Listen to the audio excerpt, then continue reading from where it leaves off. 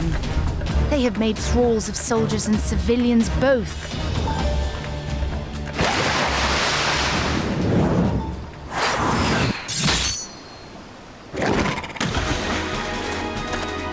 Did I miss much?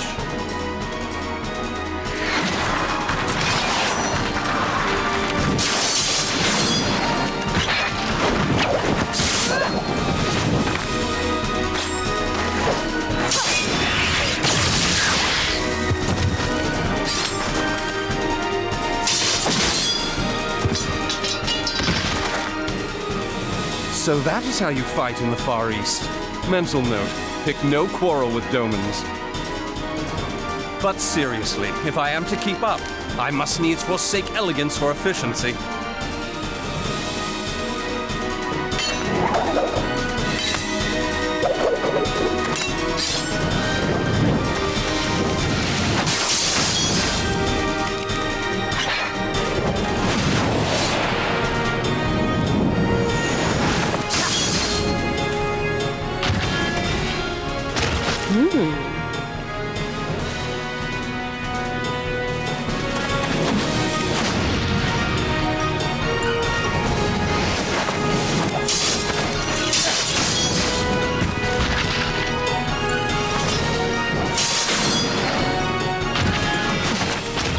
To the Aetheryte!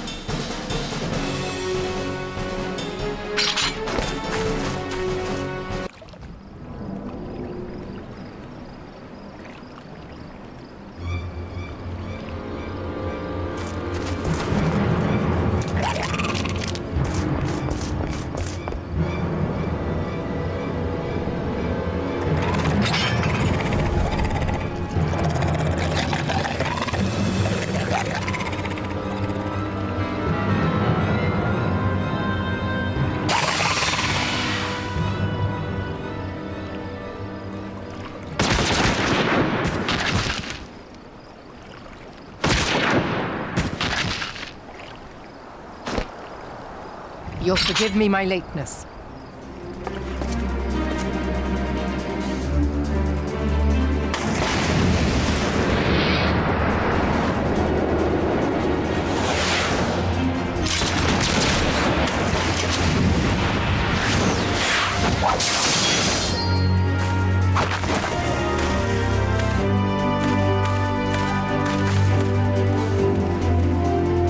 I've been something of a liability of late, I know. 'Tis high time I set about making amends.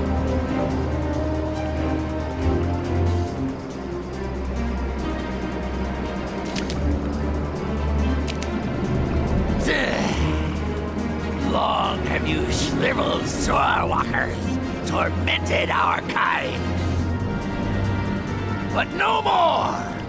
Your time is at an end! You shall perish with salt in your wounds and sea in your lungs.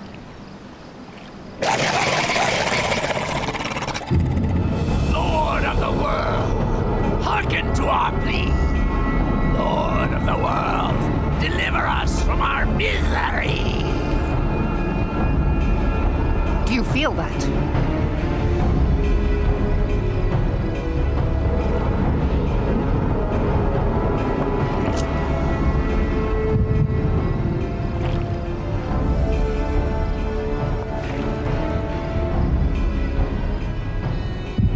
I know this sensation. It's the echo. What?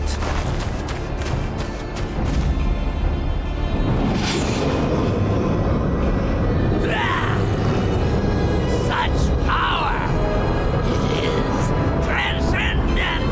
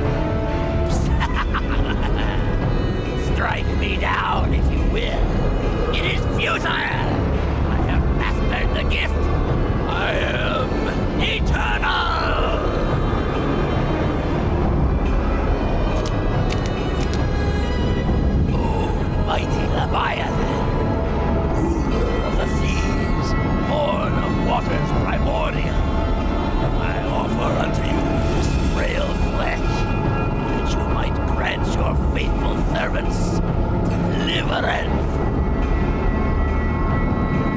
I beseech you, come forth!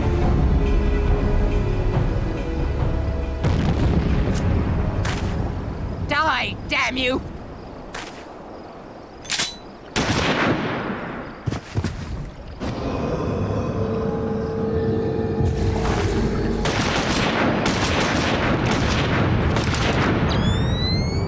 Foolish shorewalker! You cannot kill that which is eternal!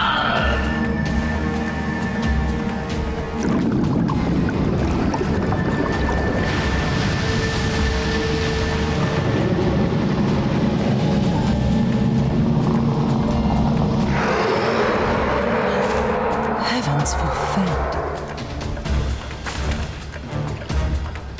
Damn it all!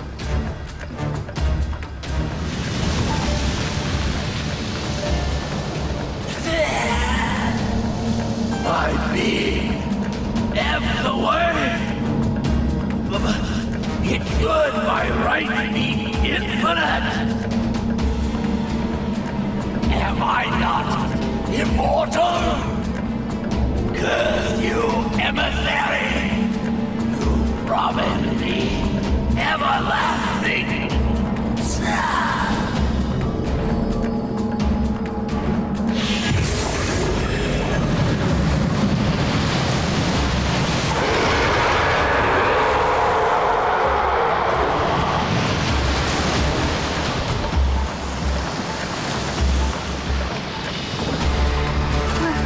Where did he go?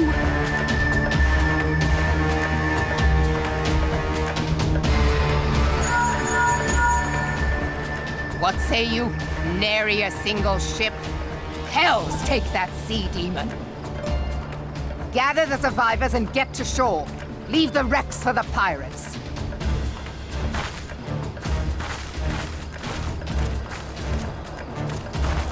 Leviathan wastes no time. The diversionary squadron is lost. For a mercy, 'twould seem the Primal now makes for open sea. But why does he not press his advantage? Unless... God save us! He means to unleash a tidal wave!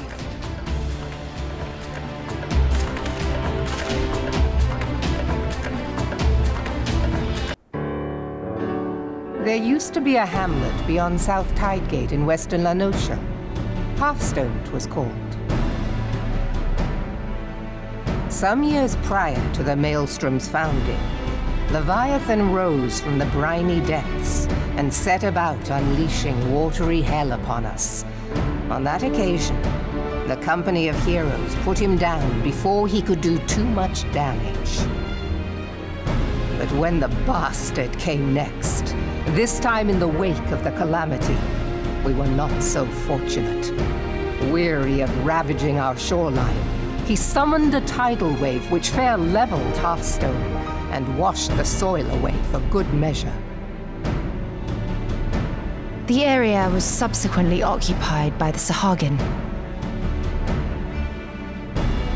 Aye, the thrice-damned creatures transformed it into a spawning ground for their brood. Given the quantity of crystals stolen to feed him and his legion of thralls, we can be fairly sure that Leviathan is stronger now than in his previous incarnations. If that sea demon is left to wreak havoc, what befell Hearthstone may well befall a larger settlement, even Limsa. That cannot happen. The Primal must be stopped. That was ever our objective, Admiral. But how are we to achieve it? The sea is Leviathan's uncontested domain. The ships of the 3rd Squadron could not close to within 100 yards of the Primal, nor could their cannons pierce his defenses.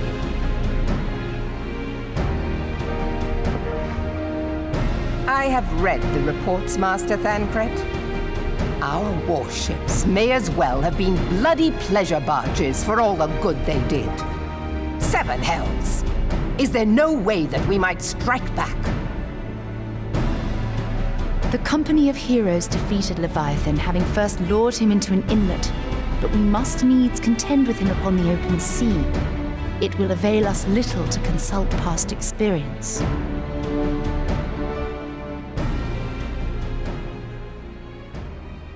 Admiral, if I may. Speak freely, Marshal. By all accounts, Leviathan's most formidable weapon is the very sea itself.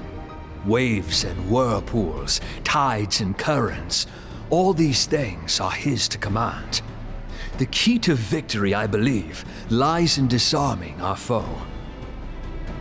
This, in effect, is what the company of heroes achieved with their ruse. We cannot lure Leviathan from the sea a second time. But what if we could weaken his hold upon the element of water? I have heard of devices capable of such wonders. They draw upon the power of corrupted crystals, I am told.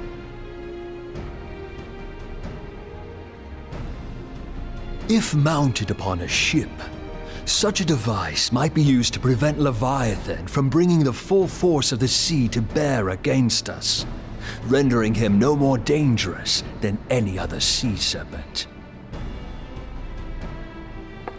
Of course! Sid built a similar device to grant the Enterprise safe passage through Garuda's Tempest, did he not? Begging your pardon, my lady, but to give credit where it's due, this is something I heard from an old arcanist friend of mine. It makes little difference who thought of it first, so long as it works. Beg the specifications of this device from your friend, and I shall pass them on to our people at Naldic and Vermelis. But before we proceed any further, I would voice one concern. Piercing Garuda's defenses is one thing. Suppressing Leviathan's attacks, quite another. In matters of science, I am as a babbling babe, but I cannot well imagine that such a feat would be possible without a veritable mountain of corrupted crystals. The question being, do we have a ship big enough to bear such a burden? Mayhap not, Admiral, but two might. Recall you the tale of Mistbeard's greatest haul? It is said that he lashed two ships together, side by side, the better to bear his plunder. By your leave, we might attempt to repeat the trick. The gods know it would be quicker than building a new vessel.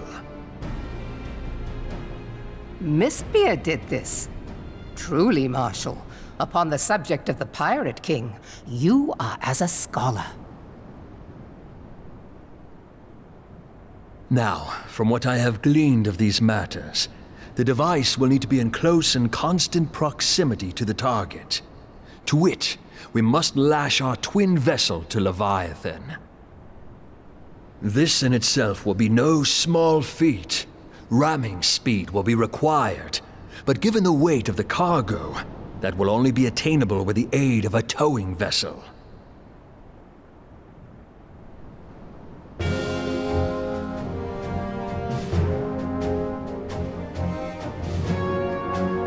Suffice it to say, the task of piloting said vessel will entail considerable danger, and I would not ask it of another. I volunteer myself. It will be dangerous for all involved, but we have no better recourse. Very well.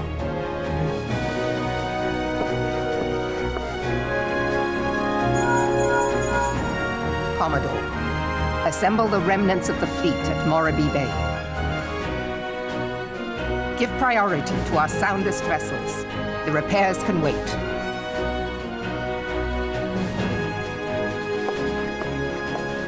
Storm Marshal Slafierson, command of the operation is yours. I want that twin vessel ready to sail post-haste. At once, Admiral.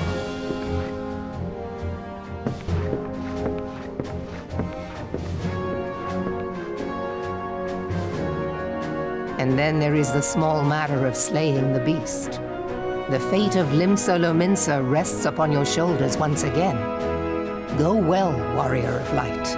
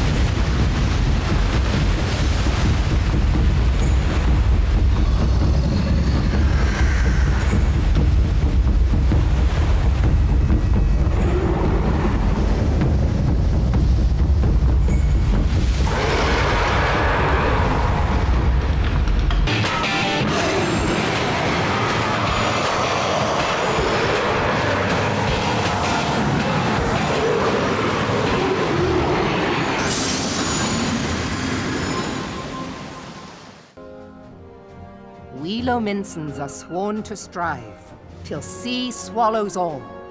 And swallow all it would have, had Leviathan prevailed. That we still strive now, we owe in no small part to you. Not for the first time, you have delivered Limsa Lominsa from the wrath of a primal. Never has our nation known a stouter ally. On behalf of my people, I give you my humblest thanks.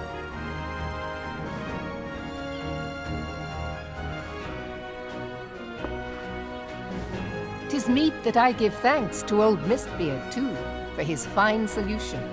Whatever else he may have been, 'tis clear he was a resourceful soul. Would that I had a man like him in my service.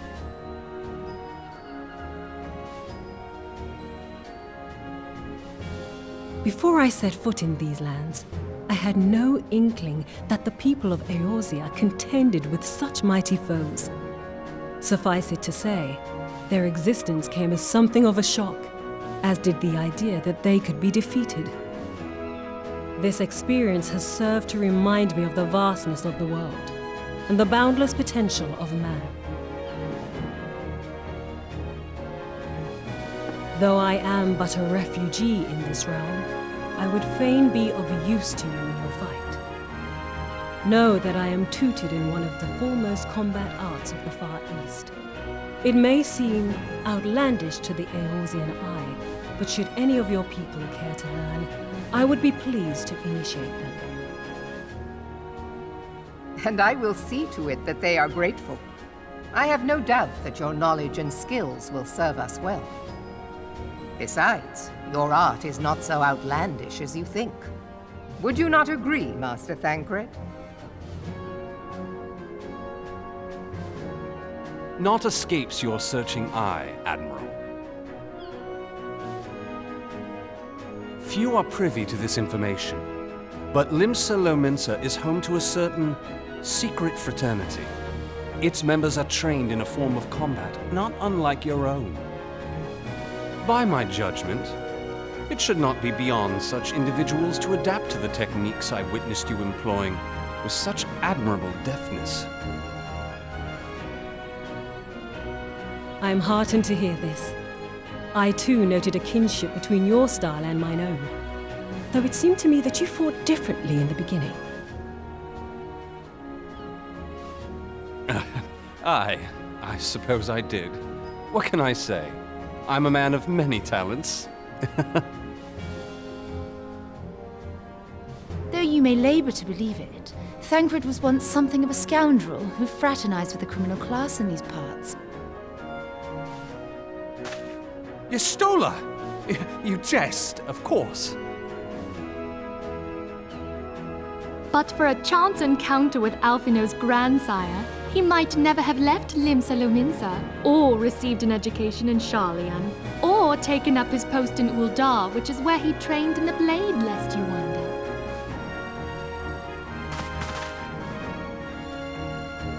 Minfilia, please! It would seem there is more to you than meets the eye, Master Thancred.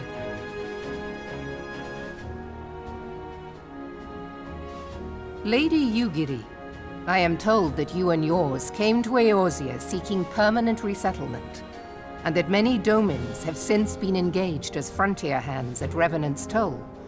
Moderna is many things, but a place of refuge it is not. Know that I would like nothing better than to furnish your people with a new home here on Lominsan soil.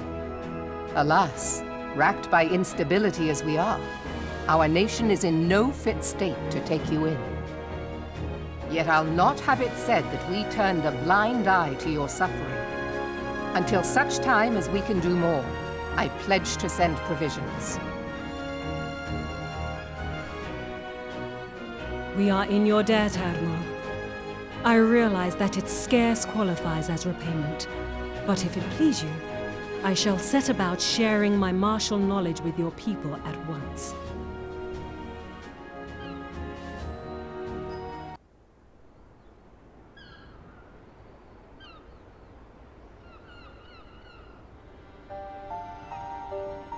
You wished a word in private.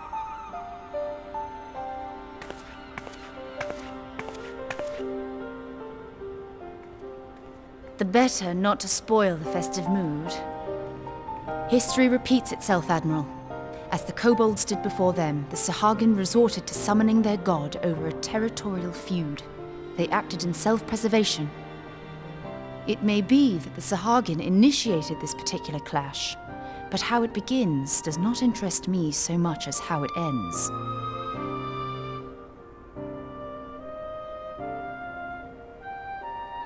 I have not forgotten our conversation, Y'shtola.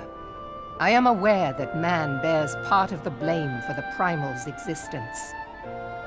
Nor am I ignorant of the Sahagin's reason for acting. They sought to secure a place to breed and multiply that their kind might survive. Self-preservation, as you say.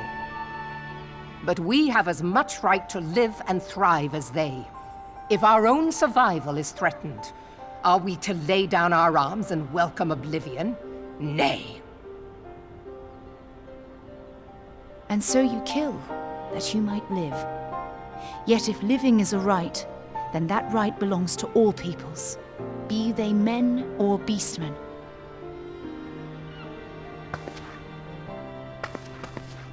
I'll not deny your reasoning.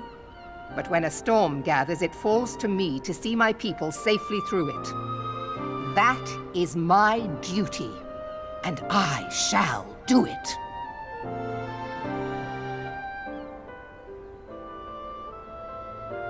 As must we all, Admiral. Stay the course, then, but know that it will lead to no good end.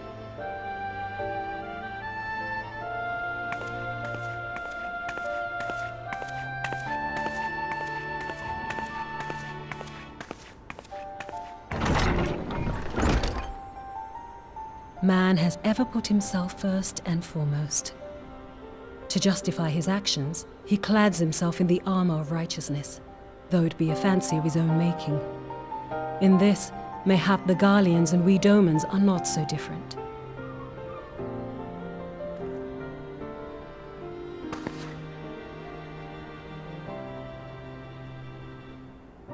Eorzea has become as a raging sea.